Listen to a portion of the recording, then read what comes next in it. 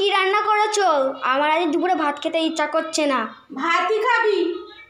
School থেকে এসে লুচি খেয়েছিস, আজ ভাতই খাবি? খালি ভাত খাবো না, ভাত খেতে ভালো লাগে না, খালি লুচি পরোটা খেতে ভালো লাগে। এই দেখ রান্না করেছি, দেখ এখানে করেছি বন্ধুরা। দেখো লাউয়ের খোলা দিয়ে আলু ভেজেছি, কালো জিরা শুকনো লঙ্কা দিয়ে লাউয়ের খোলা ভাজা। আর এখানে করেছি দেখো ডিমের ঝাল করেছি ভেজে। আর এখানে দেখো লাউ চিংড়ি করেছি। আর এখানে